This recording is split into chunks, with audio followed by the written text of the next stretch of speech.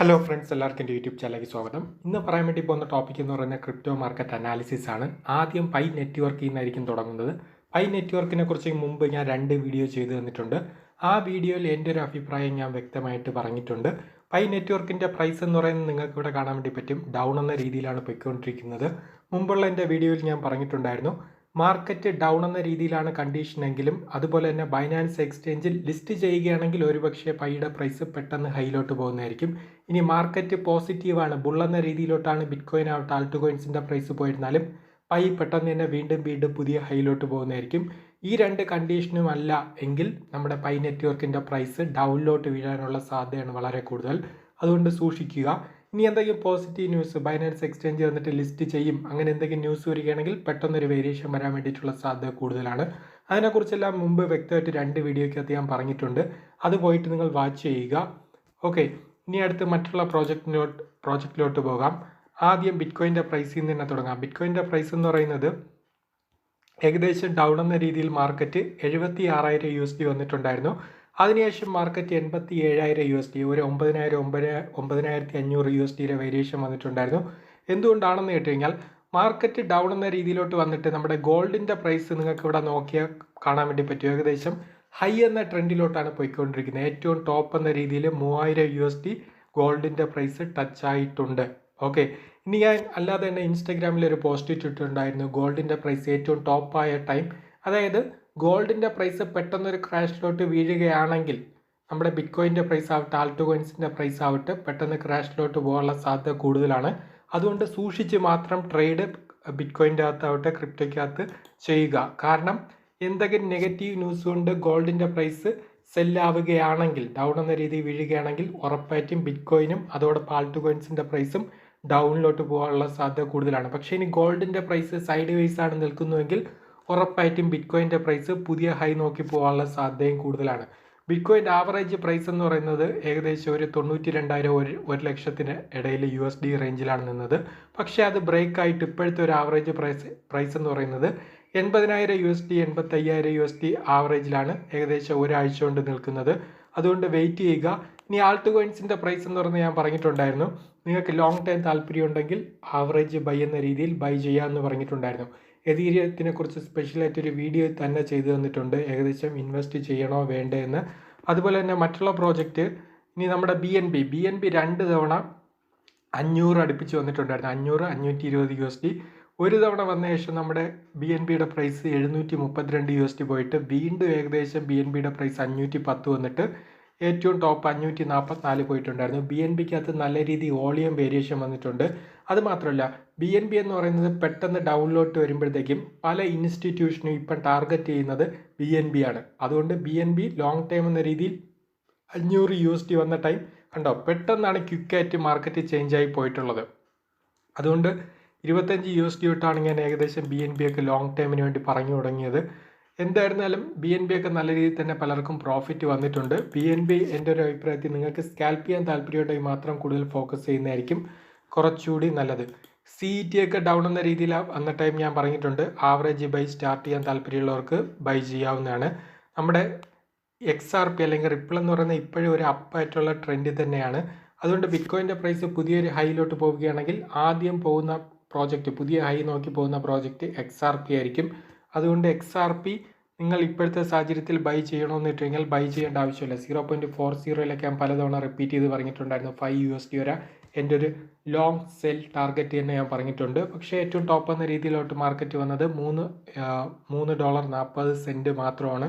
ഇപ്പോഴും $2.48 നിൽക്കുന്നത്. കാർഡിനോയും ഞാൻ പറഞ്ഞിട്ടുണ്ടായിരുന്നു, ഏകദേശം കാർഡിനോ പെട്ടെന്ന് ഇവിടെ ഒരു 100% ഹൈ ആയിട്ട് വീണ്ടും അതേ പൊസിഷനിലാണ് നിൽക്കുന്നത്. ഈ ഒരു പൊസിഷനിൽ ആവറേജ് ബൈ സ്റ്റാർട്ട് ചെയ്യാമോ എന്ന് വെച്ച് കഴിഞ്ഞാൽ 0.73 നിങ്ങൾക്ക് വേണമെങ്കിൽ ആവറേജ് ബൈ ചെയ്യാം. പക്ഷേ റിസ്ക് എന്താണെന്ന് വെച്ച് കഴിഞ്ഞാൽ $0.30 ഇനി മാർക്കറ്റ് ക്രാഷ് ആവുകയാണെങ്കിൽ ഉറപ്പായിട്ട് നമ്മുടെ കാർഡിനോ വീണ്ടും പോകുന്നതായിരിക്കും. ഇനി അടുത്ത് EOS, കഴിഞ്ഞ വീഡിയോസിലൊക്കെ റിപ്പീറ്റ് ചെയ്ത് പറഞ്ഞിട്ടുണ്ടായിരുന്നു. EOS മിക്ക തവണ ഞാൻ പറയുന്നതാണ്. EOS 0.50 ഞാൻ പലതവണ റിപ്പീറ്റ് ചെയ്ത് പറഞ്ഞിട്ടുണ്ടായിരുന്നു. 0.65 പോയിട്ട് ഇപ്പോൾ 0.59 0.60 റേഞ്ചാണ് നിൽക്കുന്നത്. അതുകൊണ്ട് നിങ്ങൾക്ക് ലോങ് ടൈം താല്പര്യം ഉണ്ടെങ്കിൽ വേണമെങ്കിൽ EOS buy average buy start ചെയ്യാവുന്നതാണ്. പിന്നെ ബാറ്റ് ബാറ്റ് സിലിക്കയൊക്കെ ഇപ്പോഴത്തെ പ്രൈസ് റേഞ്ചിൽ നിങ്ങൾക്ക് ആവറേജ് ബൈ ചെയ്യാവുന്നതാണ്. ബാറ്റൊക്കെ 0.15 ആണ് നിൽക്കുന്നത്. ഇനി ഡോജി എന്ന് പറയുന്ന പ്രോജക്റ്റ് ഞാൻ പറഞ്ഞിട്ടുണ്ടായിരുന്നു. ഏകദേശം 0.17 പലരും കേട്ടൊരു സംശയമാണ് ബൈ ചെയ്യാമോ എന്ന്. റിസ്ക് കൂടുതലാണെന്ന് വെച്ചിട്ടുണ്ടെങ്കിൽ റിസ്ക് കൂടുതലാണ്. കാരണം 0.07 വേണമെങ്കിൽ മാർക്കറ്റ് വീണ്ടും ക്രാഷിലോട്ട് ഡോജി എന്ന് പറയുന്ന പ്രോജക്റ്റ് വേണമെങ്കിൽ പോകാം. ഓക്കെ, അവിടെ ആവറേജ് രണ്ടാമത്തെ ആവറേജ് ബൈ ചെയ്യാൻ താല്പര്യമുണ്ടെങ്കിൽ മാത്രം നിങ്ങൾക്ക് 0.17 USDയിൽ വീണ്ടും ആവറേജ് ബൈ ചെയ്യാവുന്നതാണ്. ഇനി ട്രോൺ ഏകദേശം ഡോജി ഇത് രണ്ടും ഞാൻ എപ്പോഴും പറഞ്ഞിട്ടുണ്ട്, 1 USD പോകാൻ സാധ്യത കൂടുതലാണ്. ഇതിൻ്റെ ബെസ്റ്റ് ബൈ പ്രൈസ് റേഞ്ചും ഞാൻ നിങ്ങൾക്ക് മുമ്പുള്ള വീഡിയോ എൻ്റെ കണ്ട് ഫോളോ ചെയ്യുന്നവരാണെങ്കിൽ ഞാൻ പറഞ്ഞിട്ടുണ്ട്. എത്രയിലാണ് ബൈ ചെയ്യേണ്ടത്, എത്രയിലാണ് സെല്ല് ചെയ്യേണ്ടത്. അതുകൊണ്ട് ബിഗിനർ ആണെങ്കിൽ 0.23 USDയിൽ ട്രോൺ വന്നിട്ട് ബൈ ചെയ്യുന്ന റിസ്ക് ആണോ എന്ന് വെച്ച് കഴിഞ്ഞാൽ റിസ്ക് കൂടുതൽ ആണ്. ഇനി അടുത്ത് നമ്മുടെ സിലിക്ക 0.012 ആണ്. 0.010 ഒക്കെ വന്ന ടൈം ഞാൻ പറഞ്ഞിട്ടുണ്ടായിരുന്നു, താല്പര്യമുള്ളവർക്ക് ബൈ ചെയ്യാം. നേരത്തെ ഏകദേശം ആ ഒരു ബൈ റേഞ്ചിൽ നിന്നും 0.037 USD വരെ നമ്മുടെ സിൽക്കയുടെ പ്രൈസ് ഹൈയിൽ പോയിട്ടുണ്ടായിരുന്നു. അതിനുശേഷം വീണ്ടും അതേ സെയിം പൊസിഷൻ പ്രൈസ് റേഞ്ചിലാണ് നിൽക്കുന്നത്. താല്പര്യമുള്ളവർക്ക് ആവറേജ് ബൈ സ്റ്റാർട്ട് ചെയ്യാവുന്നതാണ്. അയോട്ട 0.18 നിങ്ങൾക്ക് താല്പര്യമുണ്ടെങ്കിൽ ആവറേജ് ബൈ സ്റ്റാർട്ട് ചെയ്യാവുന്നതാണ്. ഇൻസ്റ്റാഗ്രാമിൽ ഞാൻ ഇന്നലെ റീൽസ് ആയിട്ട് അയോട്ടയെക്കുറിച്ചൊരു കാര്യം ഇട്ടിട്ടുണ്ടായിരുന്നു. 0.20 0.10 USD റേഞ്ചിലൊക്കെ നിങ്ങൾക്ക് അയോട്ട ലോങ് ടൈം ആണ് പ്ലാൻ ചെയ്യുന്നതെങ്കിൽ ബൈ ചെയ്ത് ഹോൾഡ് ചെയ്ത് വെക്കാവുന്നതാണ്. കണ്ടോ, 0.14 ഞാൻ അയോട്ട പറഞ്ഞിട്ടുണ്ടായിരുന്നു. അതിനുശേഷം ഏകദേശം 0.40 വരെ പോയിട്ട് വീണ്ടും 0.10 ഞാൻ പറഞ്ഞിട്ടുണ്ടായിരുന്നു. അതിനുശേഷം 0.60 വരെ അയോട്ട പോയിട്ട് വീണ്ടും ഡൗൺ എന്ന രീതിയിലാണ് വന്നുകൊണ്ടിരിക്കുന്നത്. അതുകൊണ്ട് ലോങ് ടൈം പ്ലാൻ ചെയ്യുന്നവർക്കാണെങ്കിൽ വീണ്ടും ബൈ ചെയ്യാവുന്നതാണ്. അടുത്ത യുനിസാപ്പ് 6 USD ആണ്. നിങ്ങൾക്ക് യുനിസാപ്പ് പാൻകേക്ക് സ്വാപ്പ് എപ്പോഴും പറയുന്നതാണ്, ഡൗൺ ആവുന്നതനുസരിച്ച് നിങ്ങൾക്ക് ലോങ് ടൈം താല്പര്യമുണ്ടെങ്കിൽ മാത്രം ബൈ ചെയ്ത് ഹോൾഡ് ചെയ്യുക. ഫയൽ ടോക്കണും 3 USD 2.5 USDയിലൊക്കെ നിങ്ങൾക്ക് ആവറേജ് ബൈ ചെയ്യാൻ താല്പര്യമുണ്ടെങ്കിൽ ബൈ ചെയ്യാവുന്നതാണ്. എതീരിയം ക്ലാസിക് 18 USD ആണ്. ഒരു എതീരിയം ക്ലാസിക് എങ്കിലും താല്പര്യമുണ്ടെങ്കിൽ ബൈ ചെയ്ത് വെക്കുക. കാരണം എതീരിയം ക്ലാസിക് 100 USD ഒക്കെ ഈസി ആയിട്ട് ഹിറ്റ് ആവാൻ സാധ്യത കൂടുതലാണ്. പക്ഷേ ഏറ്റവും ടോപ്പായിട്ട് 42 USD മാത്രമാണ് ഇവിടെ പോയിട്ടുള്ളത് എതീരിയം ക്ലാസിക്. അതുകൊണ്ട് ലോങ് ടൈം പ്ലാൻ ചെയ്യുന്നവർ മാത്രം ഫോക്കസ് ചെയ്യുന്നതായിരിക്കും നല്ലത്. ഇനി അടുത്ത് ടോൺ $3.65 ആണ്. ഞാൻ പറഞ്ഞിട്ടുണ്ട് $2.5 ഒക്കെ വരികയാണെങ്കിൽ നിങ്ങൾക്ക് ആവറേജ് ബൈ സ്റ്റാർട്ട് ചെയ്യാം. ഹെബ്ബാറും ഏകദേശം പ്രൈസ് വലിയ വേരിയേഷൻ വന്നിട്ടില്ല. മൊത്തത്തിൽ മാർക്കറ്റ് വലിയ വേരിയേഷൻ ആൾട്ട് കോയിൻസിൽ വന്നിട്ടില്ല. നമ്മുടെ പാൻകേക്ക് സ്വാപ്പ് നിങ്ങൾക്ക് കാണാൻ വേണ്ടി പറ്റും. ഏകദേശം 2.48 USD ആണ് നിൽക്കുന്നത്. ഏകദേശം 1 USD $1.60 ഒക്കെ വന്നിട്ടുണ്ടായിരുന്നു. അതിനുശേഷമാണ് മാർക്കറ്റ് പെട്ടെന്ന് വേരിയേഷൻ വന്നിട്ടുള്ളത്. ഏകദേശം ഡൗൺ എന്ന രീതിയിൽ മാർക്കറ്റ് $2.28. അതിനു മുമ്പേയൊക്കെ മാർച്ച് ടൈം $1.82. മാർച്ച് 17 കണ്ടോ $1.82 ആയിരുന്നു. അതിനുശേഷം മാർക്കറ്റ് ഹൈ എന്ന രീതിയിൽ $2.73 പാൻകേക്ക് സ്വാപ്പ് പോയിട്ടുണ്ട്. കണ്ടോ, നല്ല രീതിയിൽ വേരിയേഷൻ വന്നിട്ടുണ്ട്. ഇനി അടുത്ത് നമ്മുടെ അയോട്ട ഞാൻ പലതവണ റിപ്പീറ്റ് ചെയ്ത് പറഞ്ഞിട്ടുള്ളതാണ്. മറ്റുള്ള പ്രോജക്റ്റ് വലിയ രീതിയിൽ വ്യത്യാസമൊന്നും വന്നിട്ടില്ല, അതുകൊണ്ടാണ് ഞാൻ കൂടുതൽ പറയാത്തത്. ഏകദേശം നമ്മുടെ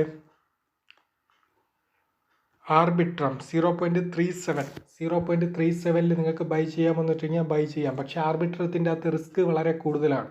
ഓക്കെ, ഇനി അടുത്ത് CRO എന്ന് പറയുന്ന പ്രോജക്റ്റ് 0.82 USD റേഞ്ചാണ് നിൽക്കുന്നത്. ഞാൻ പറഞ്ഞിട്ടുണ്ട്, താല്പര്യമുള്ളവർക്ക് ലോങ് ടൈം പ്ലാൻ ചെയ്യുന്നുവെങ്കിൽ ആവറേജ് ബൈ ചെയ്യാം.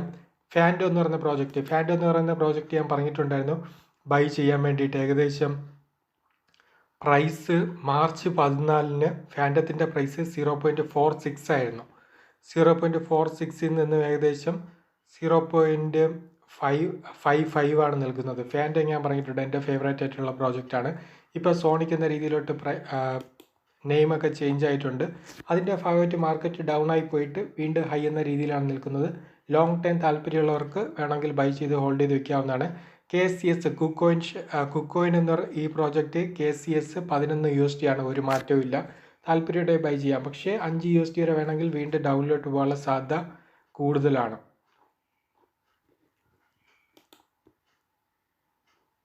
ഇനി അടുത്ത് ETHW 1.45 ആണ് നിൽക്കുന്നത്. ലോങ് ടൈം താല്പര്യമുണ്ടെങ്കിൽ ബൈ ചെയ്ത് ഹോൾഡ് ചെയ്ത് വയ്ക്കുക. അതുപോലെ തന്നെ ഡിജിബൈറ്റ് 0.0083 ആണ്. ഡിജിബൈറ്റ്, സിലിക്ക, അതുപോലെ തന്നെ സെം 0.19 ഒക്കെയാണ് നിൽക്കുന്നത്. താല്പര്യം ഉണ്ടെങ്കിൽ ബൈ ചെയ്യാവുന്നതാണ്. സെം ഡിജി ബൈറ്റിംഗ് ഞാൻ മുമ്പ് പലതവണ റിപ്പീറ്റ് ചെയ്ത് പറയുന്ന പ്രോജക്റ്റാണ്. ലോങ് ടൈം താല്പര്യം ഉണ്ടെങ്കിൽ ഫോക്കസ് ചെയ്യാമെന്ന്.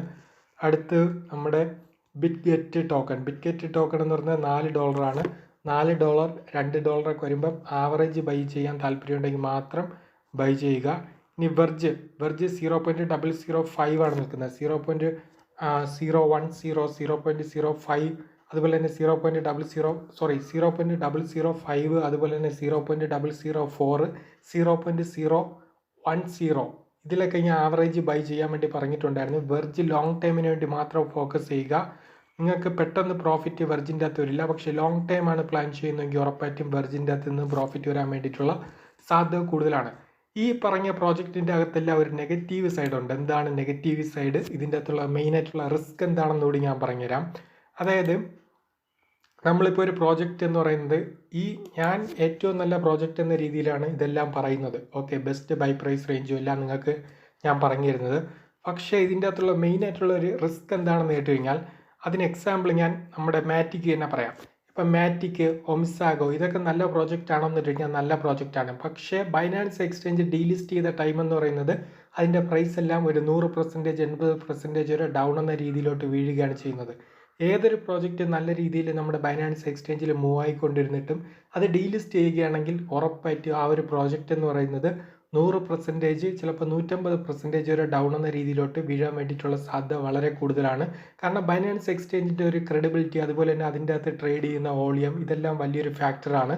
അതുകൊണ്ട് എപ്പോഴും സൂക്ഷിക്കേണ്ട ഒരു കാര്യം എന്ന് പറയുന്നത് ബൈനാൻസ് എക്സ്ചേഞ്ച് ഡീലിസ്റ്റ് ചെയ്യുകയാണെങ്കിൽ ആ ഒരു പ്രോജക്റ്റ് എന്ന് പറയുന്നത് 100 അല്ല 150% ചിലപ്പോൾ 300% വരെ ഡൗൺ എന്ന രീതിയിലോട്ട് വേണമെങ്കിൽ മാർക്കറ്റ് പോകാം. ബൈനാൻസ് എക്സ്ചേഞ്ച് ഡീലിസ്റ്റ് ചെയ്ത് കഴിഞ്ഞാൽ അടുത്തൊരു നെഗറ്റീവ് സൈഡ് എന്താണെന്ന് വെച്ച് കഴിഞ്ഞാൽ ഈ ഒരു പ്രോസസ്സ് കണ്ടുകൊണ്ട് മറ്റുള്ള എക്സ്ചേഞ്ച് വേണമെങ്കിലും ഈ ഒരു പ്രോജക്റ്റ് വേണമെങ്കിൽ നല്ല പ്രോജക്റ്റ് എന്ന് നമ്മൾ കരുതുന്ന പ്രോജക്റ്റ് വേണമെങ്കിൽ ഡീലിസ്റ്റ് ചെയ്യാം.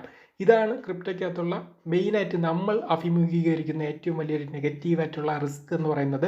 അല്ലാതെ ഏത് പ്രൈസിൽ എൻ്റർ ആവണം, ഏത് പ്രൈസിൽ സെല് ചെയ്യണം, ഇത് നല്ല പ്രോജക്റ്റ് ആണോ, ഈ 3 കാര്യവും എൻ്റെ ചാനലിൽ പ്രോപ്പർ ആയിരിക്കും. പക്ഷേ ഡീലിസ്റ്റ് എന്ന് പറയുന്നൊരു ഫാക്ടർ വന്നു കഴിഞ്ഞാൽ നമുക്കൊന്നും ചെയ്യാൻ വേണ്ടി പറ്റില്ല. അത് നെഗറ്റീവ് എന്ന രീതിയിലോട്ട് മാർക്കറ്റിനെ പ്രൈസിനെ മൊത്തത്തിൽ അഫക്റ്റ് ചെയ്യുന്നതായിരിക്കും. അതാണ് ക്രിപ്റ്റോയ്ക്കകത്തുള്ള ഒരു ഏറ്റവും വലിയൊരു നെഗറ്റീവ് സൈഡ് അല്ലെങ്കിൽ റിസ്ക് ആയിട്ട് നമ്മുടെ ചാനലിൻ്റെ അകത്ത് ഞാൻ പറയുന്നത്.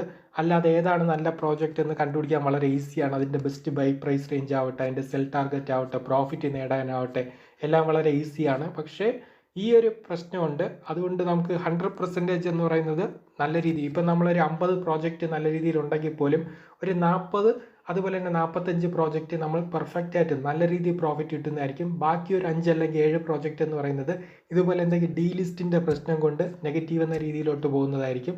ബാക്കി നല്ല രീതിയിൽ തന്നെ ഈസി ആയിട്ട് പ്രോഫിറ്റ് നേടാൻ വേണ്ടി പറ്റുന്നതായിരിക്കും.